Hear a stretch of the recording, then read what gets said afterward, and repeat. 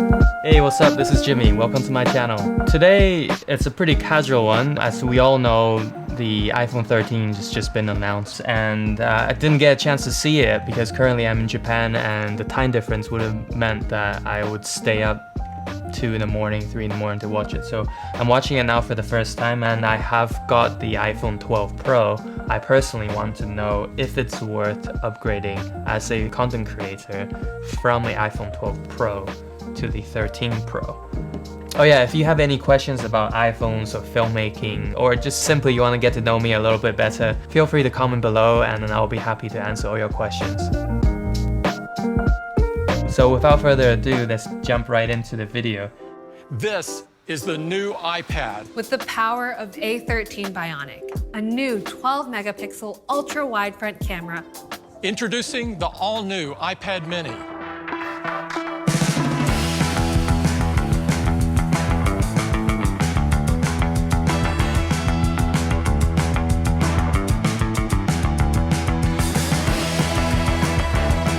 Well, the iPad mini is interesting. It's more of a Pro now, but it's just shrunk. I think what the iPad mini is gonna be great for is to have a field monitor for filmmakers, like attaching on the gimbal or on top of the camera, because you get an 8.9-inch screen, which is plenty for a personal monitor, and the brightness is gonna just help a lot when you're out and about in daylight. You know, for instance, right now, you know, you get a bit of sun. If you don't have 500 nits, you're probably gonna have quite a hard time to really know what your footage exposure is going to be like. But yeah, anyway, I'll just get back in the video now and see what happens.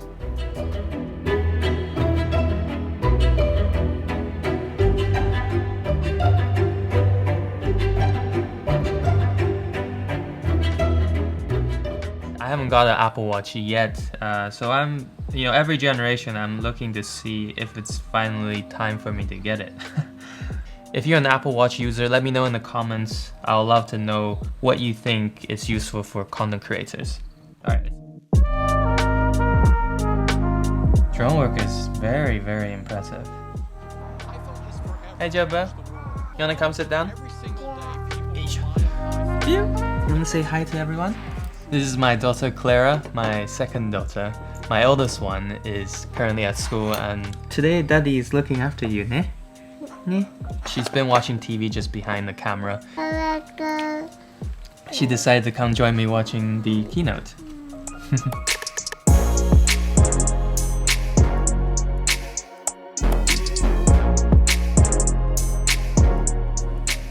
Hey, Jabba. This is iPhone 13. You like the iPhone 13 so far? Yeah? You impressed? Yeah.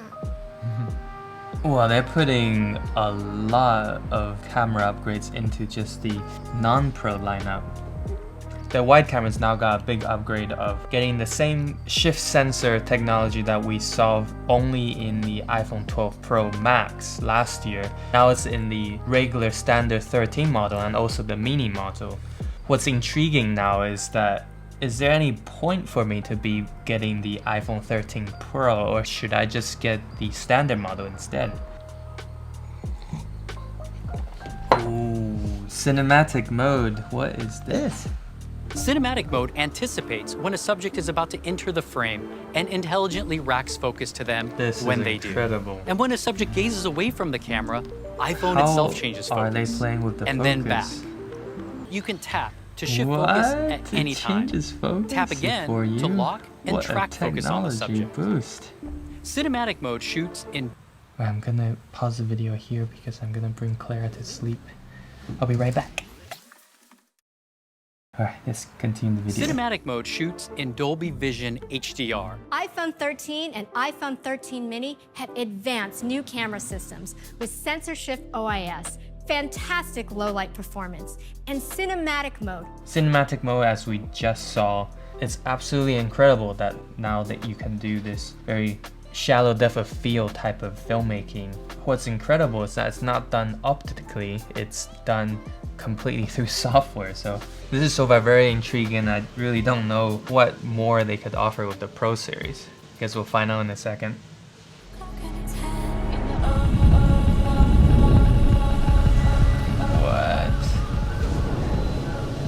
Are they putting shift sensor in every single lens now?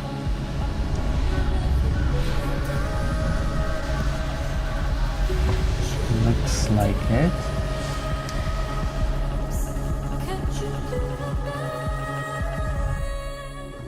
Oh, the camera button is so high now. 120 Hz finally on the iPhone Pro. What? You can get so close now. If they have an iPhone 13 Pro Mini, that will be interesting. Little thing to keep note is that if you want to shoot 4K 30p with ProRes video, you're gonna have to buy at least the 256GB version on the iPhone 13 Pro. Right, well, the keynote just finished, and question I had in the beginning, will I be upgrading to the iPhone 13 Pro? The quick answer is probably not. Because while there are some good improvements to the iPhone 13, like ProMotion, you have the cinematic mode, but it's only at 1080 at 30p. I guess maybe the processing chip technology is not quite there yet. I'm not exactly sure, obviously. I wish it could be up to 4K 30p so that you can punch in if you need to for the extra quality, or if you wanted to have a sharper image when you downsize it to 1080p. So yeah, I'm probably not going to upgrade to the iPhone 13 Pro. But if I was going to upgrade this year, I'll be getting the iPhone 13 over the iPhone 13 Pro. And here's why. The iPhone 13 now has everything the Pro series have, but minus the telephoto lens. You have sensor shift optical image stabilization for video now on the regular iPhone 13. Dolby Vision, it's exactly the same now between the 13 Pro and the 13. Slow-mo is the same, 120 frames a second and 240 frames a second at 1080p. And you also get cinematic mode to make it even more appealing. So now the iPhone 13 starts at 128GB versus 64 at the iPhone 12. So yeah, if you're looking for an upgrade this year, I would definitely recommend the iPhone 13 over the 13 Pro. Anyways, I hope you enjoyed this first impression video, and again, if you have any questions about filmmaking or photography, just leave it down in the comments and I'll do my best to answer each of your questions. Thanks again for watching, and I'll see you in the next one.